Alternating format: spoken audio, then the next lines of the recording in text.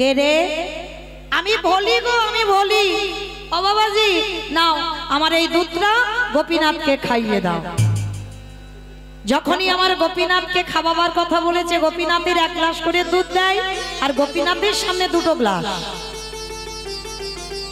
আর যেই না ওই ভলির কাছ থেকে দুধটা নিয়ে 2 গ্লাসে বাবা সবে আমার বাবাজি গ্লাসে দুধটা ঢেলেছে। আর যেই না ঢালা, সঙ্গে সঙ্গে 2 গ্লাসে দেখে না বাবা ছোট্ট ছোট্ট 2 মাছ ভেসে ওঠে। ভগবানের কেমন পরীক্ষা দেখো। যেই না 2 মাছ ভেসে উঠেছে, বাবাজি তো নিষ্ঠাবান মানুষ, আর যেই না মাছটা দেখেছে চমকে উঠল। অসম্ভব! তোর এত বড় সাহস, তোর এত বড় স্পর্ধা, তুই কিনা আজকের আমার গোপীনাথের দুধে মাছ দিয়েছিস? ছি ছি ছি ছি ছি! আমি ভেবেছিলাম তুই ভক্তিমতী নারী, আমি ভাবতাম তুই প্রতিদিন আমার গোপীনাথের দুধ দিয়ে যাস, আর সেই দুধ আমার গোপীনাথের সেবার কাজে লাগা। আর তুই জানিস না আমার গোপীনাথ কোনোদিন মাছ সেবা করে না, আর তুই কিনা আমার গোপীনাথের দুধে মাছ দিয়েছিস। বেরিয়ে যা।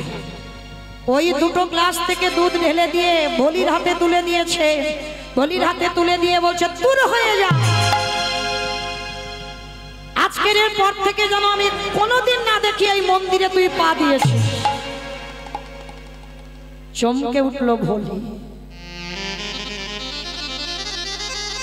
বাবাজি, বিশ্বাস করো, আমি দুধে মাছ দিইনি। আমি কি দিতে পারি? আমি তো জানি গোপীনাথ সাত্বিক আহার গ্রহণ করি, আমি কি করে মাছ দেব?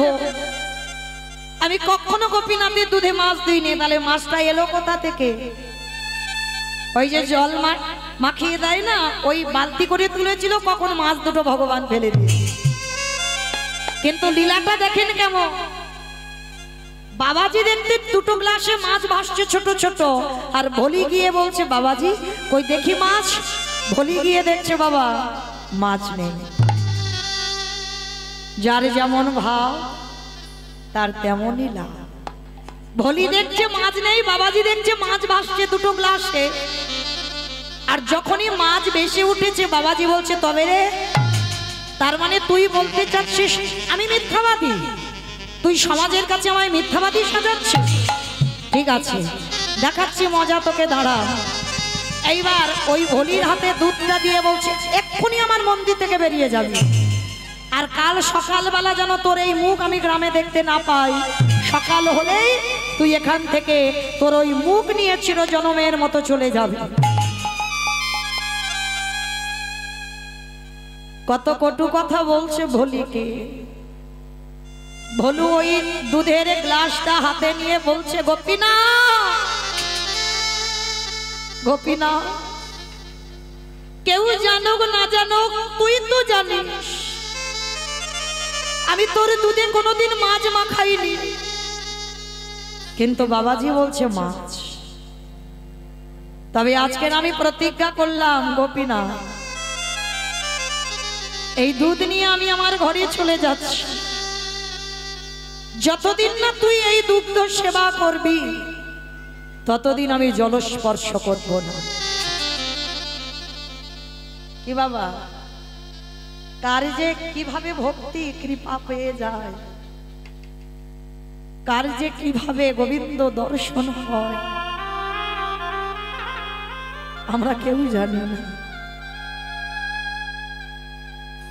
আজকের প্রতিজ্ঞা করে ভলি কি করেছে বাবা, ঘরের মধ্যে গিয়ে দুধের গ্লাসটা গোপীনাথের ছবির সামনে রেখেছে। আর গোপীনাথের ছবির সামনে রেখে পাগলিনীর মতো কাঁদি আর বলে, গোপীনাথ,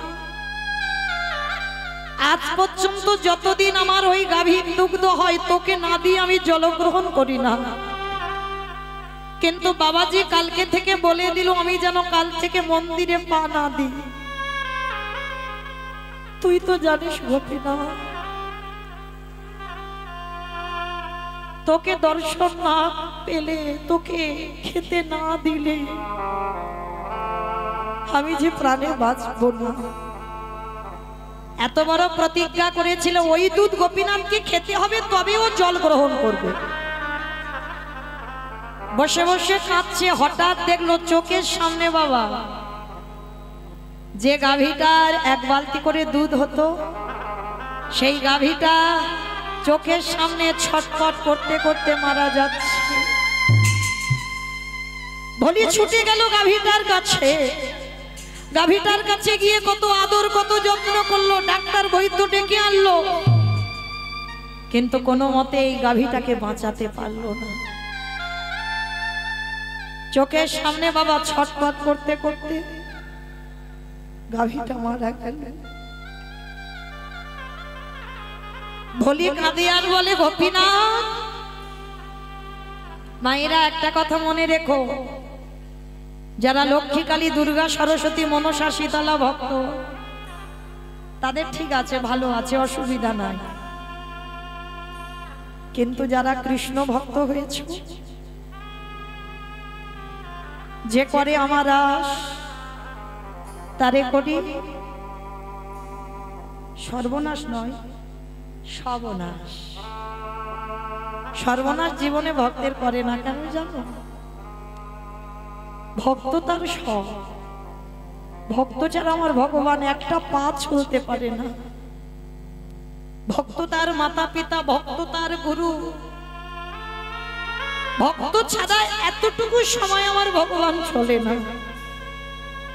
তাহলে ভগবান কোনোদিন সর্বনাশ করে না, সব নাশ।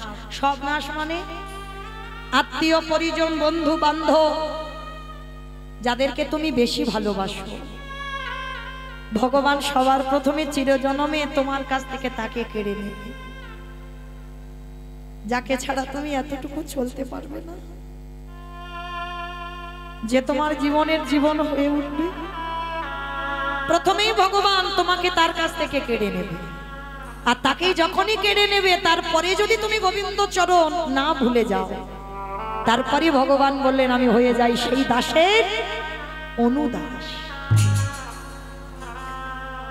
আজকের ভোলির দশা দেখো, যে গরুটার এক বালতি দুধ হতো, গরুটা মরে গেল, মন্দিরে যাওয়া নিষেধ, এক ঘরে করে দিল গ্রামের লোকেরা। সবাই মিলে বলল ও এত বড় পাপ করেছে মন্দিরে, যার জন্য ওর গরুটা ছটফট করে মরে গেল। নালে ভালো গরু কিছু হলো না, হঠাৎ বললো কেন? ও কত বড় পাপী। কিন্তু না, পাপী নয়, ওই দুধে জল দিত বলে শিক্ষাটা দিচ্ছে ভগবান, যেন কোনোদিন আর না করে। কারণ বাবা ভগবানকে ভালোবাসতে শিখতে হবে, ভগবানকে ভালোবাসতে জানতে হবে, যে কি করে ভালোবাসলে তবে যে ভগবানের কৃপা পাওয়া যাবে, এই শিক্ষাটা আমাদের সবার নেই। জানো মা, আমরা তো আমার ভগবানের সেবা করবার অধিকার পেয়েছি, আমরা সাক্ষাতে ভগবানের রূপ দেখতে পাই, যে ভগবান এই রকম দেখতে, লক্ষ্মী কালী দুর্গা সরস্বতী আমার ভগবান যুগল কেমন দেখতে আমরা দেখতে পাই। কিন্তু যারা বিধর্মী মুসলমান, ওদের কিন্তু কোনো দেবতার কোনো আকার নেই, নিরাকারে সেবা করে। কিন্তু শুধু আমরা যে হিন্দু জাতি হই আমাদের ভগবানকে ভালোবাসি তা নয় বাবা, বিধর্মী মুসলমান তারাও ভালোবেসেছিল। আপনারা যারা বৃন্দাবন গেছেন, বৃন্দাবনে একটা মন্দির আছে বাবা, শাহাজির মন্দির, গেছেন কিনা জানি না। যারা বৃন্দাবন পরিদর্শনে গেছেন অবশ্যই দেখেছেন বৃন্দাবনে শাহাজির মন্দির। শাহজাদি, ঔরঙ্গজেবের মেয়ে ছিল শাহজাদি। এই শাহজাদি একজন বিধর্মী মুসলমান হয়ে কিভাবে আমার ভগবানকে ভালোবেসেছিল দেখো। যারা বৃন্দাবনে যাবেন, গোবিন্দ মন্দির দেখেছেন, গোবিন্দ মন্দিরে দেখবেন বাবা কিছুটা জায়গা ভাঙা হয়ে গেছে, মানে 5 তলা ছিল 2 তলা ভাঙা হয়ে গেছে, দেখবেন ভাঙা সেই অবস্থাতে আজও মন্দিরটা আছে। কি করে ভাঙলো জানো? তখনকার দিনে বিধর্মী সমাজ মুসলমান হিন্দুদের যত যত বৃন্দাবনে দেবতাদের মন্দির ছিল সব ভেঙে দিতে চেয়েছিল। যত যত হিন্দুদের দেবতা ছিল বাবা সব লরিতে করে বোঝাই করে ঔরঙ্গজেব নিয়ে গিয়েছিল বাবা তার ঘরে। আর কোন কোন মূর্তি ভেঙে দিয়েছিল আর কোন কোন মন্দিরও ভেঙে দিয়েছিল। তা যখনই বাবা কোন কোন মূর্তি কোন কোন মন্দির ভেঙে দিল আর ওই গোবিন্দ মন্দির ভাঙতে যাচ্ছিল সবে, আর যখনই গোবিন্দ মন্দির ভাঙতে যাচ্ছিল না বাবা কিছুটা ভাঙা হয়েছে সবে, ওই মন্দিরে আমার গোবিন্দ বিরাজমান সাক্ষাৎ ভগবান, কোন অচল ভগবান নয়, সচল ভগবান। সে দেখতে পায়, সে চলতে পারে, সে এক জায়গা থেকে অন্য জায়গা যেতে পারে। তোমার ভাবনার উপরে নির্ভর হবে, তোমার ভজনের উপরে সে তোমাকে দর্শন দেবে। তো এই গোবিন্দজি কি করেছিল বাবা, যখন মুসলমানেরা এসে মন্দিরটা ভাঙছিল হঠাৎ করে বাবা ভাঙতে ভাঙতে কোথা থেকে যেন একটা কালো, মানে এত কালো ভীমরুল, এত কালো ভীমরুল এসেছে বাবা কেউ আর ভাঙতে পারলো না। কিছুটা ভেঙে সবাইকে যখন ওই ভীমরুল কামড়াতে গেছে তারা প্রাণ ভয়ে প্রাণে বাঁচবে বলে ওই মন্দির থেকে সবাই বেরিয়ে গেল, কেউ আর ভাঙতে পারলো না। আর ভাঙতে যখন পারলো না ওই মন্দিরের দেবতাকে নিয়ে বৃন্দাবনে যত যত মন্দিরের দেবতা ছিল সব লরিতে করে ভর্তি করে নিয়ে চলে যাচ্ছে। আর ওই মন্দিরের পূজারী ওই মন্দিরের গোবিন্দকে নিয়ে মাঠের মাঝখানে গিয়ে বাবা গর্ত করেছে। আর মাঠের মাঝখানে গর্ত করে মানে আমার গোবিন্দকে মাটিতে পুঁতে রেখে দেবে, তাহলে তো আর খুঁজে পাবে না। আর যখন খাবার সময় হবে মাটি থেকে তুলে নিয়ে ওকে খাইয়ে চলে যাবে। পূজারী কি করেছে, রাতের অন্ধকারে আমার গোপীনাথকে গোবিন্দকে কোলে করে দিয়ে মাঠের মাঝখানে গেছে। মাঠের মাঝখানে গিয়ে বাবা গোল করে গর্ত করেছে, এক মানুষ গর্ত, মানে মূর্তিটা যত বড় ছিল অত বড় গর্ত করে ওর ভিতরে পুঁতে রেখে দেবে। পূজারী গিয়ে কি করেছে, যেই না গর্ত খুলে আমার ওই বিগ্রহকে মাটিতে রাখছে সে যত গর্ত করে বাবা এক হাত করে মূর্তিটা বড় হয়ে যাচ্ছে। আবার একটু গর্ত করে নিশ্চয়ই এবার তো হবে, আবার গর্ত করে আবার মূর্তিটা একটু করে বড় হয়ে যায়। কিছুতে মাটির নিচে আর প্রবেশ করাতে পারছে না, মাটি চাপা দিতে পারছে না, বারবার মাটি ফুঁড়ে বেরিয়ে যাচ্ছে। পূজারী সারা রাত ধরে বাবা মাটির তলায় গোপীনাথকে পুঁতে দিতে পারলো না। শেষে পূজারী বিরক্ত হয়ে রেগে গিয়ে বলছে, থাক তুই এখানে, তোর যখন এতই ইচ্ছা মুসলমানদের হাতে তুই সেবা পাবি, তুই যখন মুসলমানদের হাতে ধরা পড়বি থাক। আমি ভেবেছিলাম তোকে আমি মাটিতে এখানে রেখে চলে যাব, কারণ ওরা মুসলমান এত ক্ষিপ্ত, ওরা আমার বাড়িতে নিয়ে গেলে আমার বাড়ি থেকে নিয়ে আসবে। তুই যখন মাটির তলায় যাবি না, থাক এখানে পড়ে। সকাল হয়ে গেছে আর পূজারীকে দেখতে পেলে ওকেও তো খুন করে দেবে। পূজারী মাঠের মাঝখানে গোপীনাথকে রেখে চলে গেল। আর যখনই চলে গেল সকালবেলা মুসলমানের দল এসে খুঁজছে, গোপীনাথকে পাচ্ছে না, ওই মন্দিরের বিগ্রহকে গোবিন্দ মূর্তিকে পাচ্ছে না। সবাই চারিদিকে খোঁজাখুঁজি বাঁধিয়ে দিয়েছে। আর খুঁজতে খুঁজতে বাবা দেখে না মাঠের মাঝখানে কালো রঙে একটা ছোট্ট ছেলে দাঁড়িয়ে আছে। ওই মুসলমানেরা কি করেছে, হাত ধরে লরিতে করে তুলেছে। ঔরঙ্গজেব একটা বড় ঘর করেছে বাবা, হল ঘর করেছে, তাতে হিন্দুদের দেবতাদের সব এক জায়গা রেখে দিচ্ছে। তা লরি করে যখনই নিয়ে গেছে না, শাহজাদি লক্ষ্য পড়েছিল আমার গোবিন্দর দিকে।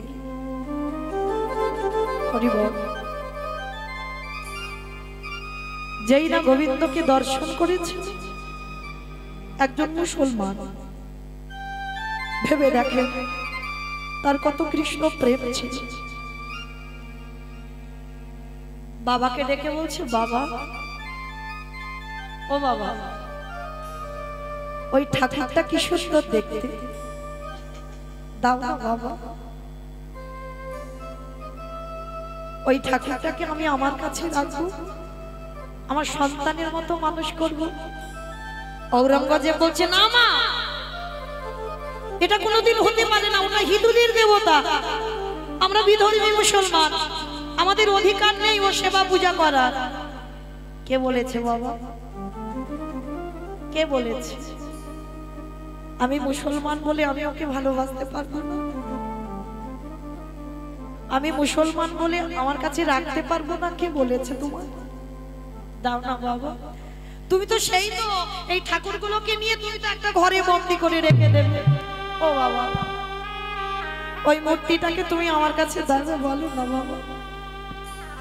শাহজাদি এত বায়না করেছে বাবা, ঠিক আছে তুই যখন এত ভালোবেসেছিস তা নে তোর কাছেই রাখ। শাহজাদির খুব আনন্দ হলো, মূর্তিটাকে কোলে করে নিয়ে নিজে যা খায় গোপীনাথের মুখের কাছে ধরে বলে খা না রে। হিন্দুরা কত ভালো করে তো সেবা দেয়, ডালা সাজিয়ে, দেখেছি। আমি ওরকম করে দিতে পারবো না, আমি যা খাবো তোকে তাই দেব। শাহজাদি যে বিছানায় ঘুমায় আলাদা করে ওর বিছানা খাট করেনি। এই হলো ভালোবাসা। আমরা ভগবানকে ভালোবাসি তো ভগবানের মতো করি, ও আলাদা আমি আলাদা, কিন্তু শাহজাদি ওটা দেখছে না। যে বিছানায় শাহজাদি ঘুমায় সেই বিছানায় আমার ভগবান ঘুমায়। যেখানে শাহজাদি স্নান করে সেখানে ভগবানকে নিয়ে গিয়ে স্নান করায়। এমনই প্রেম, এমনই ভালোবাসা, কিন্তু সবটাই ভালো। কিন্তু শাহজাদি যা খায় সেটা যখন ভগবানকে দেয় ভগবানের একটু কষ্ট হয়, কারণ ওই আহার তো ভগবান সেবা পায় না, ভক্তি ভরে দিচ্ছে বলে পাচ্ছে, কিন্তু কষ্ট হচ্ছে। কিন্তু শাহজাদির প্রেমে বন্দী হয়ে গেল আমার ভগবান। একদিন রাতের অন্ধকারে নবদ্বীপে এক বাবাজি, রামদাস বাবা, তাকে স্বপ্ন দিয়েছে যাও তোমরা চলে যাও, সেইখানে ঔরঙ্গজেবের বাড়িতে আমাকে বন্দী করে রেখেছে, আমাকে সেখান থেকে উদ্ধার করে তুমি নবদ্বীপে আমাকে নিয়ে এসো। স্বপ্ন যখন দেখেছে সমস্ত নবদ্বীপ থেকে লাঠিয়ালরা গিয়েছে ঔরঙ্গজেবের ঘরে। আর ঔরঙ্গজেবের তো ভক্তি ছিল গো, যদি না থাকতো না মন্দিরের ওই দেবতাদের এনে ঘরে রাখতো না, রাতারাতি তো ভেঙে গুড়িয়ে পুড়িয়ে দিত, সব রেখে দিয়েছে। নবদ্বীপ থেকে বাবাজিরা যখন এসেছে ঔরঙ্গজেবকে সাক্ষাতে দেখে বলছে শোনো, আমাদের বৃন্দাবন থেকে একটা মূর্তি এনেছো, আমাকে স্বপ্ন দিয়েছে, তাকে ফিরিয়ে নিয়ে যেতে এসেছি নবদ্বীপ, দাও মূর্তিটাকে আমার কাছে ফিরিয়ে দাও। তা ঔরঙ্গজেব বলছে দেখেন আপনারা এসেছেন একটু সেবা টেবা করেন, তারপরে এরা তো মুসলমান, সঙ্গে সঙ্গে বাবা সব নতুন বাসন এনে দিয়েছে, তারা নিজেরা রন্ধন করে আলাদা একটা ঘরে তারা রন্ধন করে প্রসাদ পেয়েছে, বিশ্রামও করেছে। এইবার বলছে ঔরঙ্গজেব বলছে যাও তোমাদের সমস্ত দেবতা আমার একটা ঘরে আছে, তা কোনটার খুঁজে এসেছো আমি জানি না, তো তা যার খুঁজে এসেছো তাকে নিয়ে তোমরা যাও। তা যেই না বাবা গেছে, যাকে স্বপ্নে দেখেছে তাকে ওর মধ্যে পাচ্ছে না, কারণ ও তো ওর মধ্যে নেই, সে তো শাহজাদির কাছে আছে, শাহজাদির বিছানার উপরে ঘুমাচ্ছে। এবার বাবাজি বেরিয়ে এসে বলছে শোনো রাজা, আমি যা স্বপ্ন দেখেছি সে তো এখানে নেই, বলি সে কি এখানে থাকবে না, যাবে কোথায়? আমরা সমস্ত দেবতাদের এখানে রেখেছি, এখানের বাইরে তো কোথাও রাখিনি, তাহলে আমরা বলতে পারবো না, দেখো অন্য কোনো জায়গায় আছে কিনা।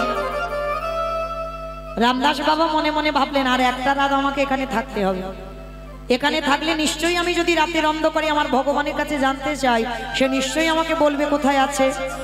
তা ঔরঙ্গজেবকে বললেন আর একটা রাত আমি এখানে থাকবো। বেশ, একটা রাত কেন, যতদিন ইচ্ছা আপনারা থাকেন। তা রামদাস বাবা রয়ে গেল। আর যখনই রামদাস বাবা রয়ে গেল হঠাৎ বাবা রাতের অন্ধকারে আমার গোপীনাথ স্বপ্ন দিচ্ছে, পূজারি আমি তো ওই ঘরের মধ্যে নেই গো, আমি আছি শাহজাদির বিছানা। ওই শাহজাদি আমায় বাৎসল্য প্রেমে বন্দী করেছে, কিন্তু আমি যে বড় কষ্টে আছি,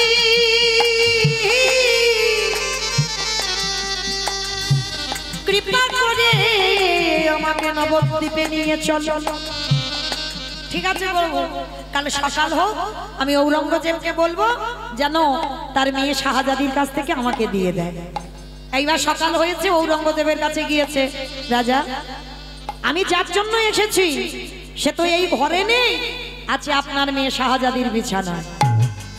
মনে পড়ে গেছে ঔরঙ্গজেবের, সত্যি তো আমার মেয়ে শাহজাদি তো একটা মূর্তি নিয়েছিল, তার মানে কি তার খোঁজেই এসেছে। বেশ বাবাজি আপনারা দাঁড়ান, আমি আমার মেয়ের কাছ থেকে মূর্তিটা এনে দিচ্ছি।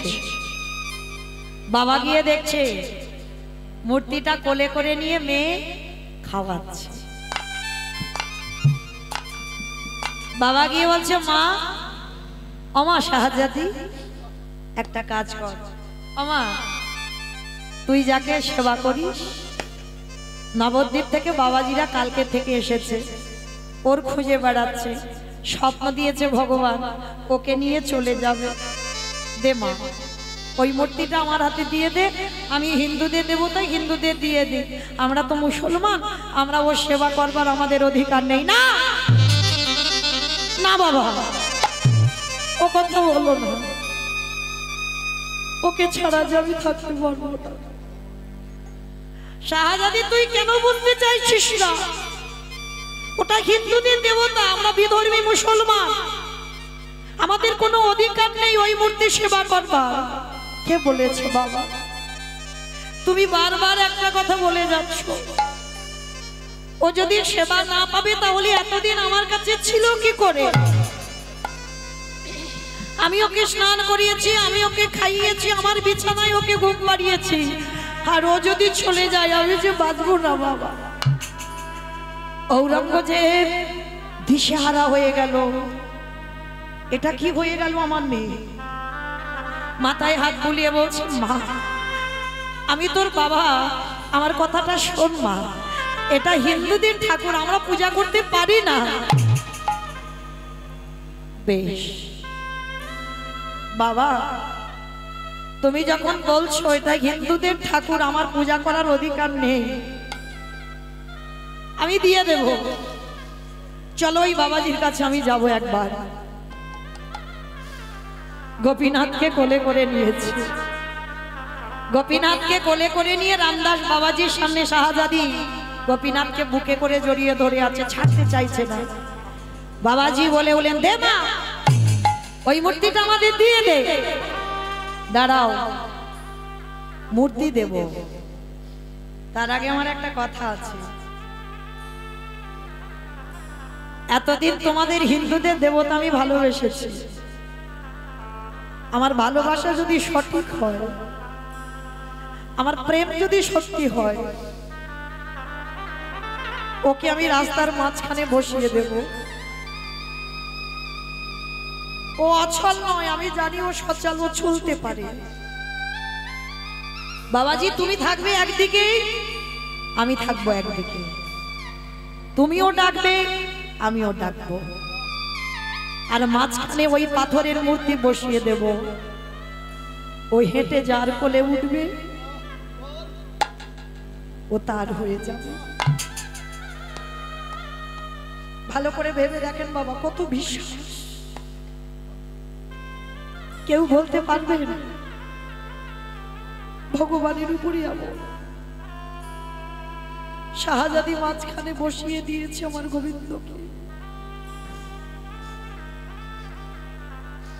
রামদাস বাবাজি কিন্তু স্বপ্ন দিয়েছে, একটা অহংকারী ভাব থাকবে বাবা ভিতরে, ভগবানের স্বপ্ন পেয়ে তো এসেছে। রামদাস বাবাজি একদিকে ডাক দিয়েছে,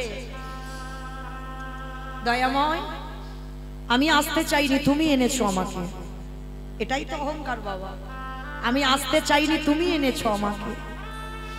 আর ভগবান সব সহ্য করে। এই পৃথিবীতে যে আমার আমার করে ভক্তির অহংকার আর ভক্তির চোখের জল দুটো সইতে পারে না। বাবাজি পিছনে ভগবানকে ডাকছে, আমি আসিনি, তুই এনেছিস আমার, তাহলে তুই যখন এনেছিস নে আমার কোলে ওঠ, আমি তোকে নিয়ে বৃন্দাবন থেকে আমি চলে যাব নবদ্বীপ। যেই না বাবাজি আমার হাত বাড়িয়ে দাঁড়িয়ে আছে, চারিদিকে বাবা লোক চারিদিকে ঘিরে দাঁড়িয়ে আছে, দেখবো হিন্দুদের ঠাকুর আজকের কার কোলে ওঠে। এই যে একটা রহস্য বাবা, সবাই এসে দাঁড়িয়ে আছে কার কোলে উঠবে। বাবাজি হাত বাড়িয়ে দাঁড়িয়ে আছে, বিগ্রহ একটু নড়চড় হচ্ছে না, সবাই দেখছে। শাহজাদি পিছন থেকে বলে বলেন, দাঁড়াও বাবাজি, তুমি আমার এই ছেলেটাকে অনেক মন্ত্রী ডাকো, তুমি অনেক জ্ঞানী, আমি ওকে কোনোদিন কোনো মন্ত্রী ডাকিনি, আমি ভালো খেতেও দিই, আমি যা খেয়েছি ওকে তাই দিয়েছি, ওকে আলাদা করে আমি কিছু দিই। ওর আলাদা কোনো সিংহাসন নেই, আলাদা কোনো বালিশ কাঁথা মশারি কিছু নেই, ও আমার কাছে থাকে। আমার প্রেম যদি সঠিক হয়, ভালোবাসা যদি ঠিক হয়, এবার আমি ডাকবো। এই এবার শাহজাদি সে তো জানে আমার কোলে উঠবে না, কারণ আমি মুসলমান, আমার কোলে উঠতে পারে না, সেই ভাবনা নিয়ে ডেকেছে ও আসবে না আমার কোলে। নয়নের জলে যেই না শাহজাদি মা আমার আঁচলটা পেতে ডেকেছে, পোকারে ওরে আগে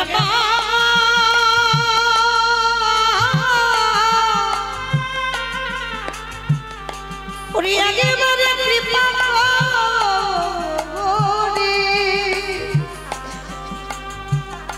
একেবারে আমার কোলে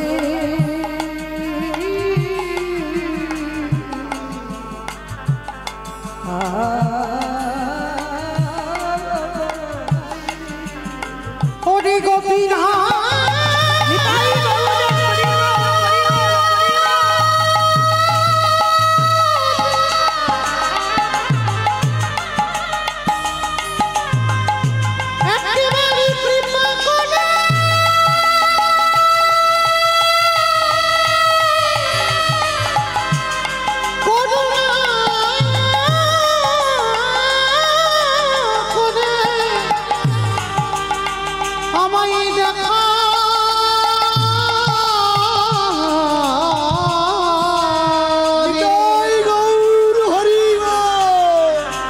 গোপীনা দেখা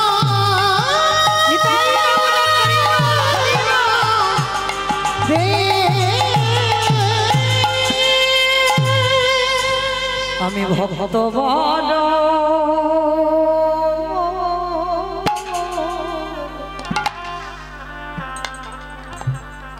ভালো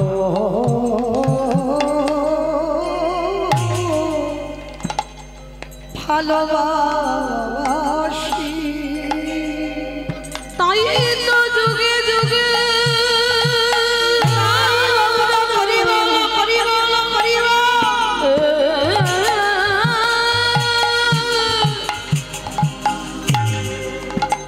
ভক্তের কাছে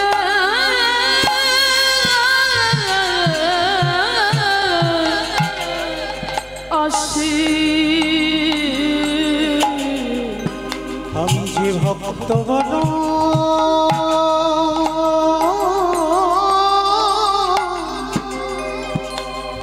ভালো ভালোবাসি। আরে কি আমার গোপীনাথ পাথর হয়ে থাকতে পারে,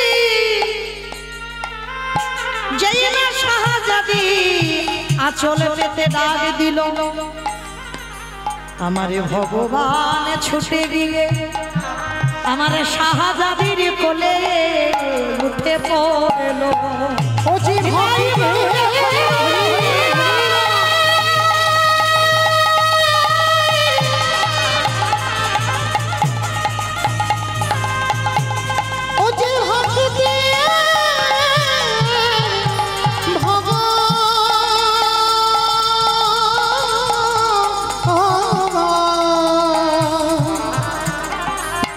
ওজি ভক্ত ছাড়া কিছু জানি না, তাই তো যুগে যুগে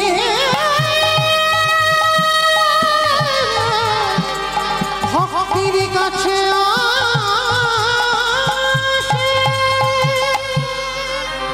সবাই দেখলো ভগবান হিন্দুদের ঠাকুর শাহজাদির কোলের উপরে উঠে পড়েছে। সবাই মিলে দর্শন করে বাবাজি ক্রোধান্বিত হয়ে গেল। এত অপমান সবার সামনে, তুই আমাকে বললি আমাকে নিয়ে যা, আর সবার সামনে আমার অপমান। সারা রাত বাবাজি কাঁদছে, অপমান করলি কেন? অপমান করবি বলে আমাকে এনেছিস, তাহলে ডাকবার কি প্রয়োজন ছিল? আমি আসতাম না নবদ্বীপ থেকে? সঙ্গে সঙ্গে ভগবান দৈববাণী করছে, বাবাজি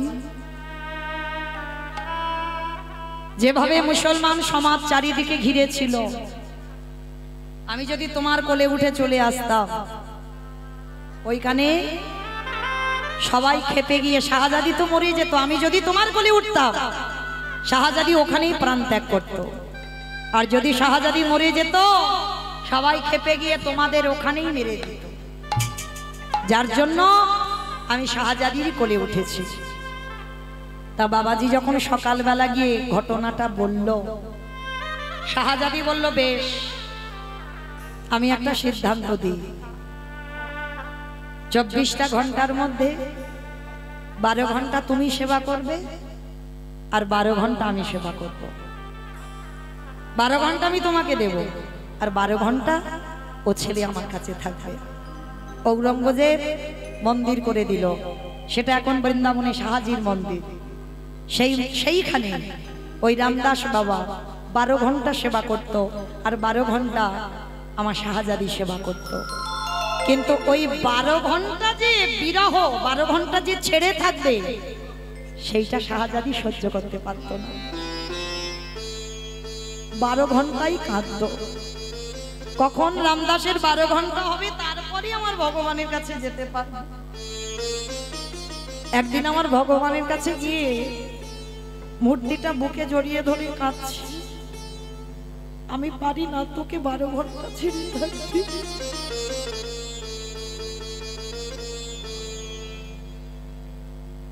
আমি আর বেঁচে থাকতে চাই, আমি তোর সঙ্গে তোর শরীরে আমি বিলীন হতে চাই। সেইভাবে আমার ভগবানকে ধরে শাহজাদি প্রাণ ত্যাগ করলো। ঔরঙ্গজেব ছুটে এলো, এসে দেখছে ভগবানের সেই মূর্তিটা বুকে ধরে। এই দেহ থেকে প্রাণ পাখিটা চলে গেল। তাহলে বাবা আপনারা বলে, একজন বিধর্মী মুসলমান কতটা ভগবানকে ভক্তি করেছিল, তারপরে আমার ভগবান সাক্ষাতে তার সঙ্গে বিলীন করে নিল। এরকম ভুরি ভুরি প্রমাণ আছে। যারা বিধর্মী তারাও আমার ভগবানকে ভালোবেসেছে, কিন্তু আমাদের ভগবানকে আমরা চিনতে পারি না। দেখবেন যারা ইস্কন যাবেন নবদ্বীপ, বিদেশি মানুষরা যারা হরে কৃষ্ণ বলতে পারে না, যারা হরে কৃষ্ণ বলে, তারাই চিনে নিয়ে যাচ্ছে। আর আমরা কি করছি? আমরা গৌর নিতাইয়ের মূর্তি বিক্রি করে খাচ্ছি, হ্যাঁ তাই না? তাহলে আজকে লক্ষ্য করে দেখেন, তাহলে মায়েরা লীলাতে কোথায় ছিলাম বলো তো? বেশ, বলির গরুটা মারা গেল, বেশ। তাহলে মায়েরা, তাহলে গোমাতাটা যেই না মরে গেল, আর মৃত্যুর পর ভোলি একা হয়ে গেল। কিন্তু প্রতিজ্ঞা, আমার এই দুধ যতদিন না তুই খাবি, আমি জলস্পর্শ করব না। ধীরে ধীরে 1 সপ্তাহ হয়ে গেল। আমার ভোলি মায়া মা নয়নের জলে কাঁদে আর বলে, ওরে গোপীনাথ একেবারে কৃপা করে তুই এই হতভাগিনীর একবার দেখা দে ওরে গোপীনাথ রে, দেখা দে। একেবারে কৃপা করি এই আমার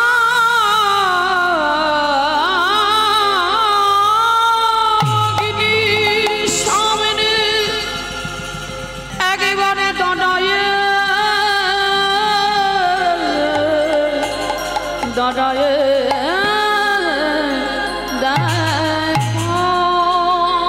আরে কি ভগবান থাকতে পারে ওই মন্দিরের গোপীনাথ ওই পাথর রূপে ত্যাগ করে ভক্তকে পরীক্ষা করিবার জন্য আগে প্রশ্ন ওই দ্বাদশী তিথি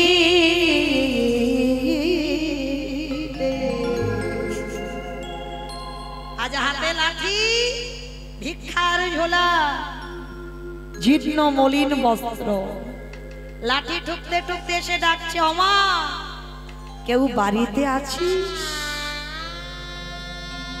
কে কে ডাকলো আমায় এমন করে তো কেউ কোনোদিন ডাকেনি তাড়াতাড়ি করে সে তো এক ঘরে হয়েছিল বাবা কেউ তাকে খেতে দেয় না ছুটে গেল বাইরে গিয়ে দেখছে একটা বয়স্ক মানুষ বাবাজি আপনি কে আমা আমারে চিনবি না আমা দুটো খেতে দিবি মা ভাবেন মা রাজপ্রাসাদ ছেড়ে শ্বেত পাথরের মন্দির ছেড়ে এসে দাঁড়িয়েছে ভক্তের ঘরে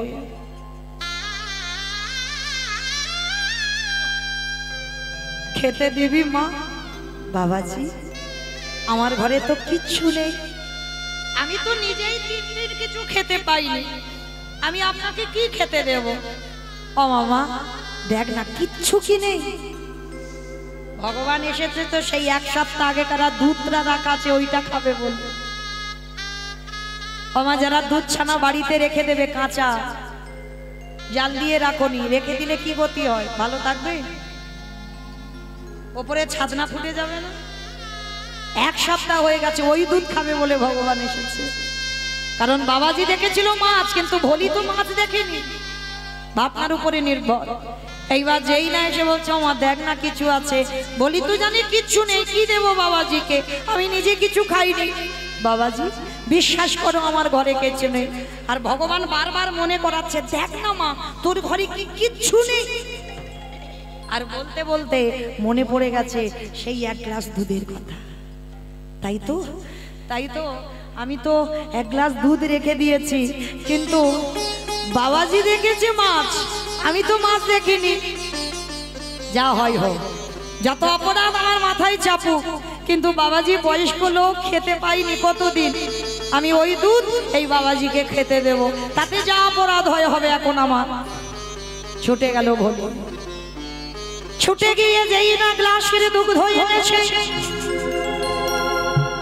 ওই বাবাজি দুগ্ধ দর্শন করে আনন্দে ভগবানের হৃদয়টা যেন উথলে উথলে উঠছে এক সপ্তাহ আগে ওই দুধ দিয়েছিল খেতে দেয়নি বাবাজি ভক্তের প্রেম মাখানো ভক্তের ভালোবাসা মাখানো যেই না দুধটা দেখেছি ভগবান তাড়াতাড়ি করে আকুপাকু করে ওই একেবারে গ্লাসের দুধটা ভোলির হাত থেকে কেড়ে নিয়েছে কেড়ে নিয়ে ওই মাছ মাখানো দুধ ছানা কেটে যাওয়া দুধ এক গ্লাস দুধ আমার গোপীনাথ সেবা করেছে টক হয়ে গেছে গন্ধ তবু সেবা করেছে কেন শুধু ভক্তের প্রেম ভালোবাসা মাখানো হতে আছে